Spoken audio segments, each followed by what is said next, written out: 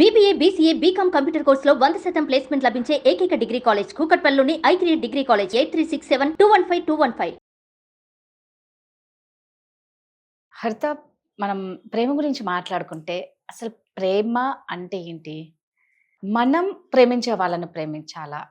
మనల్ని ప్రేమించాలి అంటే ఎట్లుంటదంటే, ముఖ్యంగా అమ్మాయిల విషయానికి వస్తే అఫ్ కోర్స్ అబ్బాయిలు కూడా ఉండొచ్చు, బట్ అమ్మాయిలు ఉంటారు ఎక్కువ మంది. ఆ అమ్మాయి కోసం అవతల ఎంతమంది, ఒక సిన్సియర్ అబ్బాయి పిచ్చిగా ప్రేమిస్తున్నా వాడిని చూస్తేనే ఇరిటేషన్ వస్తుంది.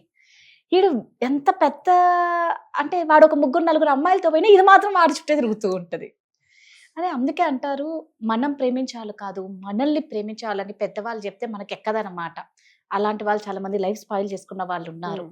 సెకండ్ థింగ్ ఏంటంటే, ఎంతసేపు అవతల పర్సన్ అర్థం చేసుకోవా నన్ను అంటే అర్థం చేసుకోవడమేనా, అర్థం చేసుకోబడడం. మనల్ని మనం ఎంతసేపు నన్ను అర్థం చేసుకోవనే అవతలోడు అన్నప్పుడు నిన్ను వాడు ఎప్పుడు అర్థం చేసుకోబడతాడు. ఎట్లా ఈ రెండు కరెక్ట్గా ఉన్నప్పుడే ఆ లవ్ సక్సెస్ ఉంటది కదా. అబ్బాయిలు ఫస్ట్ ఒక ఫ్రేజ్ యూస్ చేస్తారు అమ్మాయిల గురించి. ఏంటో చెప్పనా రాదా? ఈ అమ్మాయిలు నాకు అర్థం కారా బాబు. Yes or no, not just one. లేదు, ప్రతి అబ్బాయి అంటాడు, ప్రతి భర్త అంటాడు, ప్రతి బాయ్ ఫ్రెండ్ అంటాడు, ఈ అమ్మాయిలు నాకు అర్థం కారా బాబు అని. ఇంకేంటి అర్థం కాకపోవడం. ఇంకొకటి చెప్పనా రాదా? అమ్మాయిల ఎమోషన్స్ చంద్రుడు లాంటివి, అబ్బాయిల ఎమోషన్స్ సూర్యుడు లాంటివి. రైట్? మనది అమావాస్య, పౌర్ణిమ. ఒక్కోసారి రేడియేట్ ఎక్కువ అవుతాము. ఎక్కువ అయినప్పుడు విల్ బి లైక్, మీ అంత మంచి భర్త నాకు రాడండి, మీ అంత మంచి బాయ్ ఫ్రెండ్ అసలు నా లైఫ్ లోనే, thank you so much.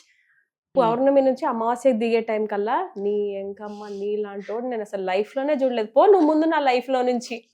Yes or no? ఈ లోపల పాపం వీళ్ళకి ఏంటంటే, they follow 24 hour clock cycle, we follow 30 day clock cycle. మన ఎమోషన్స్ 30 days లో తిరుగుతుంటాయి మూన్ లాగా, వీళ్ళకి మాత్రం సన్ లాగా ఉంటుంది. పొద్దున్న రేడియేట్ అవుతారు, యాక్టివ్గా ఉంటారు, ఎనర్జెటిక్ ఉంటారు, రెడీ అవుతారు, బయటకు వెళ్ళిపోతారు. సాయంత్రం అయ్యేసరికి సన్సెట్ అయిపోతుంది, వాళ్ళలో ఓపిక అయిపోతుంది, వాళ్ళు షార్ట్స్ చూస్తారు, ఏదైనా టీవీలో చూస్తారు, రిలాక్స్ అవుతారు, and that is their journey. Right? Both are different నా.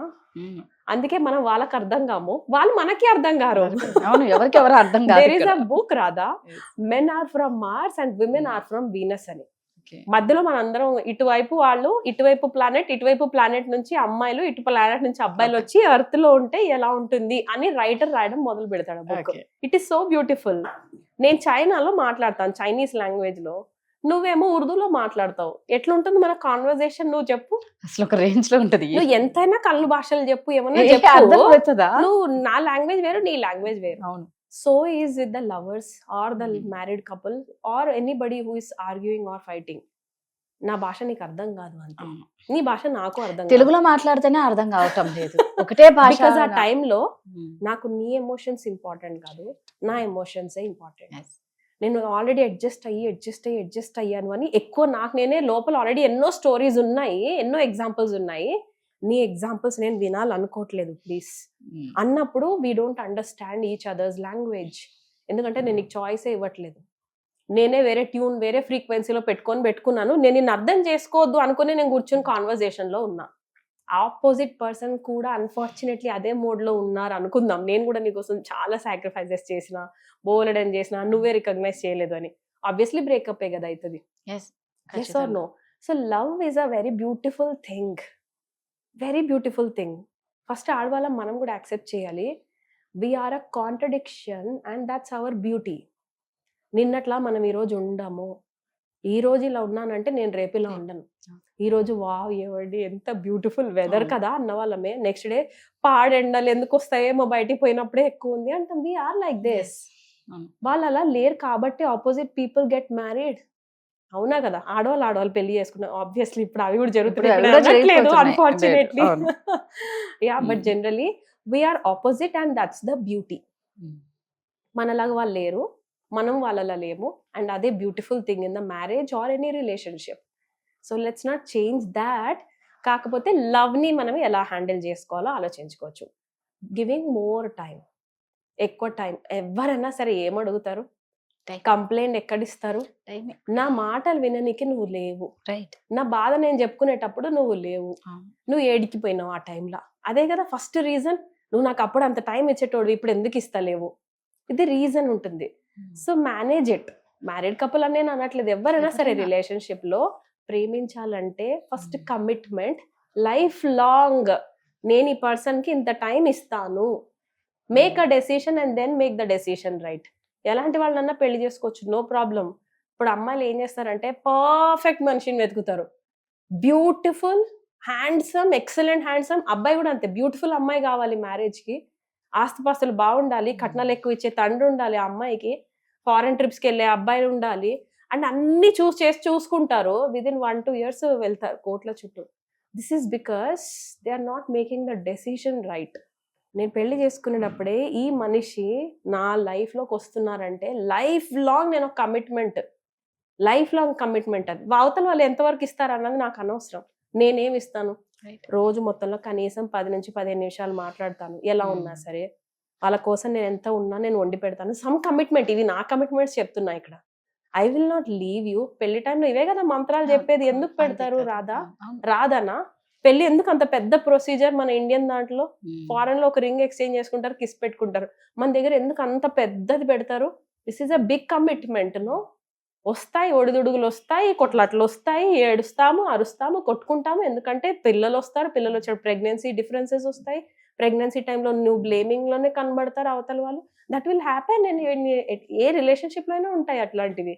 మూడో వ్యక్తి వస్తూనే ఉంటారు, ఏదో కామెంట్ చేస్తూనే ఉంటారు. నువ్వు ఎలా డీల్ చేస్తున్నావు అన్నది కదా important. So it's on us Radha.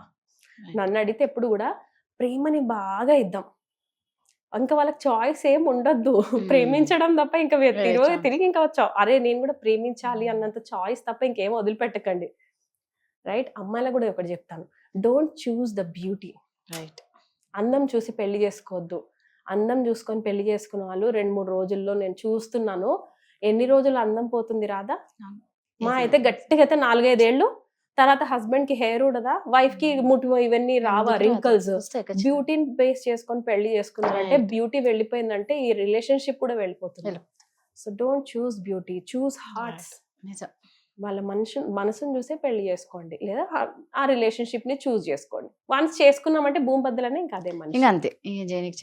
Adjust అవ్వండి. అడ్జస్ట్ అవ్వడం కూడా ఏదో పెద్ద కాంప్రమైజ్ అవుతున్నా అన్నట్టు చూపిస్తారు. You don't have to feel compromise.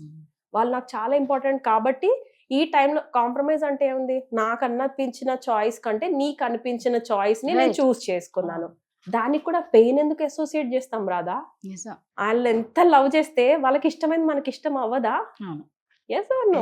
అందులో అల్టిమేట్ గా ఏంటంటే మనం ప్రేమించే వాళ్ళ కన్నా మనల్ని ప్రేమించే వాళ్ళ దగ్గర నుంచి చాలా హ్యాపీనెస్ ఉంటుంది. Choose that person, life long బాగుంటాం. చాలా ప్రేమించే వాళ్ళని చేసుకుంటే లైఫ్ లాంగ్ బాగుంటాం, చాలా బాగుంటాం రైట్. ఎందుకంటే వాళ్ళు మనల్ని ఎలా ఉన్నా సరే వాళ్ళు యాక్సెప్ట్ చేసేసారు. అందుకే instead of choosing the beauty, instead of choosing the beauty, choose these people better. Right. Once you got married or relationship, make a decision and make it right. అంతే, తీసుకున్నామంటే దాన్ని సరి చేసుకొని వెళ్ళిపోండి అంతే. Yeah, thank you. సుమన్ టీవీలో మీ personal and business promotions కోసం కింది నెంబర్కి కాంటాక్ట్ చేయండి.